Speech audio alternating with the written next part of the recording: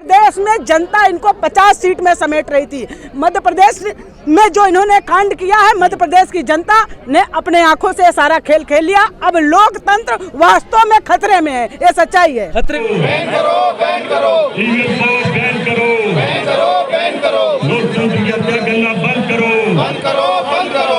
मैं सभी पार्टियों से आह्वान करती हूँ, जो भी पार्टी चुनाव आयोग से रजिस्टर्ड है, सारी पार्टियों को जाकर सुप्रीम कोर्ट में जो है ईवीएम के खिलाफ एक्शन लेना होगा, नहीं तो भारत में तानाशाह का बदलाव नहीं होगा। चुनाव आयोग पे आवाज उठाएंगे। बालाघाट में क्या हुआ?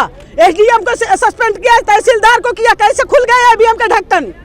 बताइए ना। चुनाव आयोग मिला हुआ है और ये चुनाव आयोग को अगर ये पार्टी अगर आकर के ईवीएम के लिए आवाज नहीं उठाती है तो 2024 का सपना देखना बंद कर दे। जनता बेरोजगारी के खिलाफ चुनाव लड़ रही थी, जनता भ्रष्टाचार के खिलाफ चुनाव लड़ रही थी।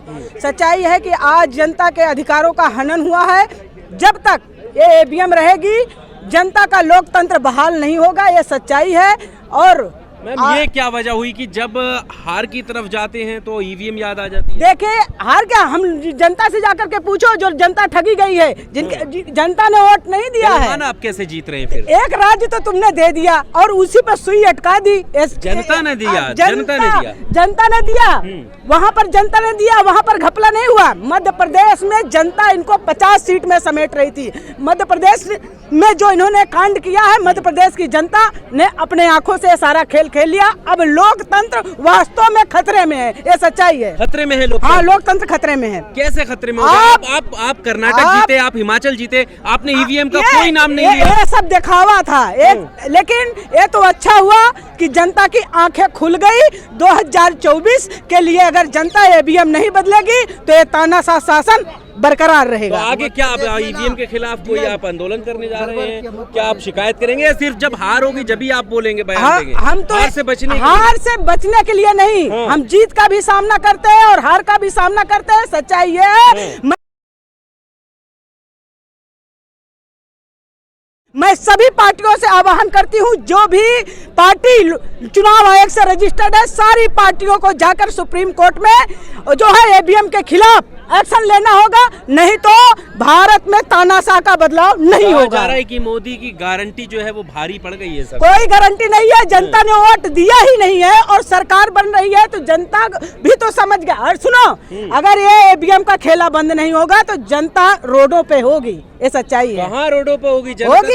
जनता ने, आपने वोट नहीं दिया, आप भी तो चुनाव लेकर के गए थे वहाँ मध्य प्रदेश में। कोई जनता कह रही थी बीजेपी बने, नहीं, किसी जनता ने कहा 100 लोग बोलते थे कांग्रेस बनेगी तो एक बीजेपी वाला बोलता था बीजेपी बनेगी। इतना फर्क था, तो कैसे कांड हो गया? तो ये आप तो रखा रहे थे, आप तो स्ट्रॉन्ग रूम के बाहर भी थे। कोई नहीं था, ये खेला जब मतदान होता है ना तो तभी हो जाता है हैकिंग के द्वारा।